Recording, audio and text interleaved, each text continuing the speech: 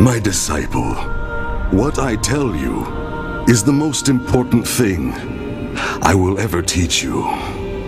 The gate through which the demons passed to enter our world was first opened by greed and arrogance.